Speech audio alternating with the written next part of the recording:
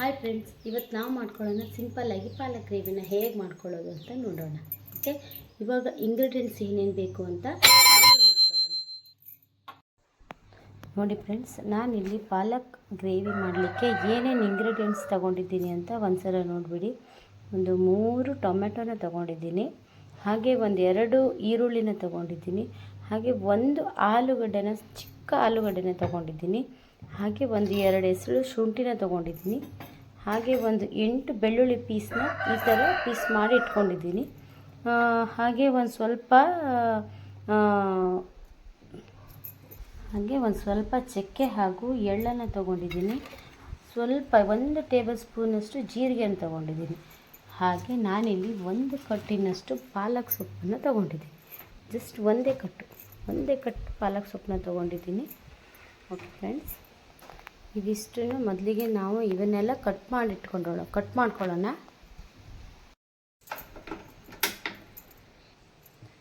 ಈಗ ನಾವು ಸ್ಟವ್ನ ಆನ್ ಮಾಡಿಬಿಟ್ಟು ಒಂದು ಪಾತ್ರೆಯಲ್ಲಿ ನೀರು ಹಾಕಿಬಿಟ್ಟು ಪಾಲಕ್ ಸೊಪ್ಪನ್ನ ಬೇಯಿಸ್ಕೊಳ್ಳೋಣ.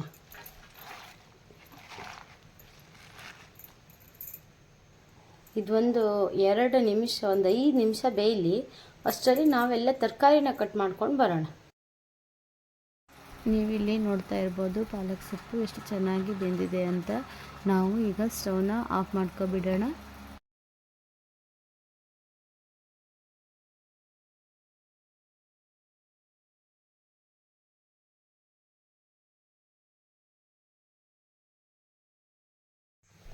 ಇವಾಗ ನೋಡಿ, ನಾವು ಒಂದು ಬಾಣಲೆಯನ್ನು ಎತ್ತಿದ್ದೀವಿ. ಸ್ವಲ್ಪ ಒಂದು 2 ಟೇಬಲ್ ಸ್ಪೂನ್ನಷ್ಟು ಕೊಕೊನಟ್ ಆಯಿಲ್ನ ಹಾಕ್ತಾಯಿದ್ದೀನಿ.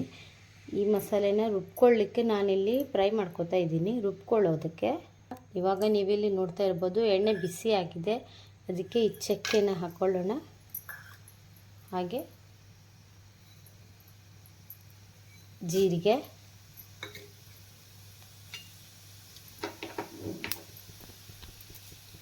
ಹಾಗೆ ಇಲ್ಲಿ 1 ಈರುಳ್ಳಿನ ಹಾಕ್ತಾಯಿದ್ದೀನಿ ನಾನು.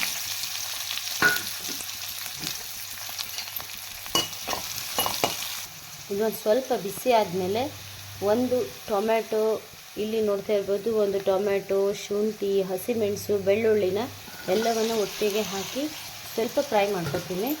ಇವೆಲ್ಲ ರುಬ್ಕೊಳ್ಳೋಕ್ಕೆ ಫ್ರೈ ಮಾಡ್ಕೊತಾ ಇದ್ದೀನಿ. ಸ್ವಲ್ಪ ಬಿಸಿಯಾದರೆ ಸಾಕು ಇದು ರುಬ್ಕೊಳ್ಳೋಕ್ಕೆ. ಇವೆಲ್ಲವನ್ನು ಫ್ರೈ ಮಾಡಿ ಹಾಕಿದರೆ ಇನ್ನೂ ಚೆನ್ನಾಗಾಗುತ್ತೆ, ಅದಕ್ಕೆ ನಾನು ಕೂಡ ಫ್ರೈ ಮಾಡಿ ಹಾಕ್ತಾ ಇದ್ದೀನಿ. ಇವಾಗ ಇದಿಷ್ಟೇ ಫ್ರೈ ಆದರೆ ಸಾಕು.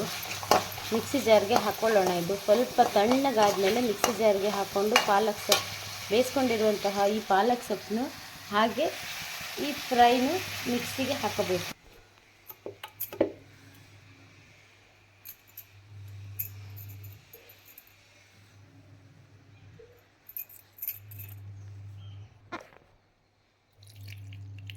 ಇದು ಪಾಲಕ್ ಸೊಪ್ಪಿನ ರಸವನ್ನು ಹಾಗೂ ಏನು ಫ್ರೈ ಮಾಡ್ಕೊಂಡು ಇಟ್ಕೊಂಡಿದ್ನಲ್ಲ ಅವೆಲ್ಲವನ್ನು ಕೂಡ ಇದಕ್ಕೆ ಹಾಕಬೇಕು. ನೆಕ್ಸ್ಟ್ ಅದೇ ಬಾಣಲಿಗೆ ಮತ್ತೊಂದು ಸ್ವಲ್ಪ ಆಯಿಲ್ನ ಹಾಕೋಬಿಟ್ಟು 1 ಟೇಬಲ್ ಸ್ಪೂನ್ ಆಯಿಲ್ನ ಹಾಕೋಬಿಟ್ಟು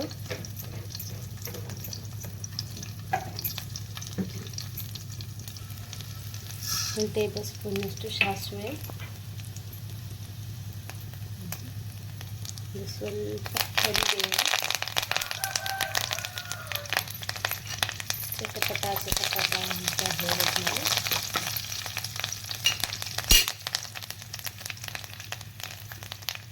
ಹಾಗೆ ನಾವು ಕಟ್ ಮಾಡಿಟ್ಕೊಂಡಂತಹ 1 ಈರುಳ್ಳಿ, 1 ಟೊಮೆಟೊ, ಹಾಗೆ 1 ಆಲೂಗಡ್ಡೆನ ಮಿಕ್ಸ್ ಮಾಡೋದು. ಎಲ್ಲ ಒಟ್ಟಿಗೆ ಫ್ರೈ ಮಾಡ್ಕೊಬಿಡಿ. ನಿಮಗೆ ಬೇಕಂದ್ರೆ ಸಪ್ರೇಟಾಗಿ ಫ್ರೈ ಮಾಡ್ಕೊಳ್ಳಿ. ನಾನು ಎಲ್ಲವನ್ನು ಒಟ್ಟಿಗೆ ಫ್ರೈ ಮಾಡ್ಕೊತಾ ಇದ್ದೀನಿ. ಹಾಗೆ ಇದಕ್ಕೆ 1-2 ಟೇಬಲ್ ಸ್ಪೂನಷ್ಟು ಸಾಲ್ಟನ್ನ ಹಾಕೋತಾ ಇದ್ದೀನಿ. ನೋಡ್ತಾ ಇರ್ಬೋದು ನೀವಿಲ್ಲಿ ಚೆನ್ನಾಗಿ ಬೇಯ್ತಾ ಇದೆ. ನಾನು ಇದಕ್ಕೆ ಒಂಚೂರು ಪಾಲಕ್ ಅದು ಏನು ರುಬ್ಕೊಂಡು ಮಸಾಲೆ ಇತ್ತಲ್ಲ ಅದನ್ನು ಒಂದು ಸ್ವಲ್ಪ ಹಾಕೋತಾ ಇದ್ದೀನಿ. ನೋಡಿ, ಇದು ಚೆನ್ನಾಗಿ ಬೇಯ್ತಾ ಇದೆ. ಅದಕ್ಕೆ ನಾನು ಈ ರುಬ್ಬಿಟ್ಕೊಂಡಂತಹ ಗ್ರೇವಿನ ಹಾಕೋತೀನಿ. ಮಸಾಲೆನ ಹಾಕೋತೀನಿ.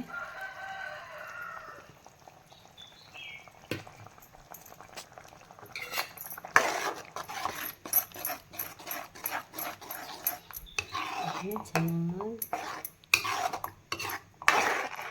ನೋಡ್ತಾ ಇರ್ಬೋದು ಇದು ಚೆನ್ನಾಗಿ ಬೇಯ್ತಾ ಇದೆ. ನಾವು ಇದಕ್ಕೆ 1 ಟೇಬಲ್ ಸ್ಪೂನ್ ಅರಿಶಿನ ಹಾಗೆ 1 ಟೇಬಲ್ ಸ್ಪೂನ್ ಧನಿಯಾ ಪೌಡರ್ನ ಹಾಕೋತಾ ಇದ್ದೀನಿ.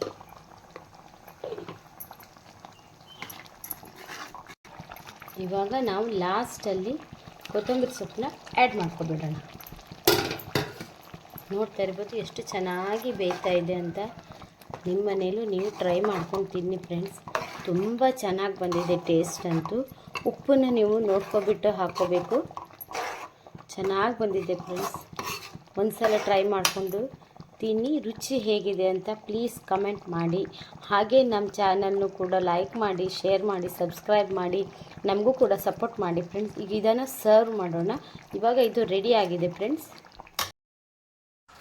ತುಂಬಾ ಚೆನ್ನಾಗಿ ಬಂದಿದೆ ಫ್ರೆಂಡ್ಸ್. ನೀವು ಇದನ್ನು ರೈಸ್ ಜೊತೆ, ಚಪಾತಿ ಜೊತೆ, ರೊಟ್ಟಿ ಜೊತೆ, ಯಾವುದ್ರ ಜೊತೆನಾದರೂ ಕಾಂಬಿನೇಷನ್ ಮಾಡಿಕೊಂಡು ತಿನ್ಬೋದು. ತುಂಬಾ ಚೆನ್ನಾಗಿದೆ ಫ್ರೆಂಡ್ಸ್.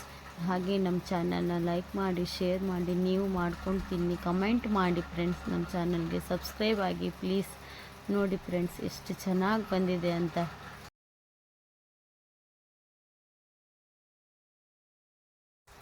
ಎಂಜಾಯ್.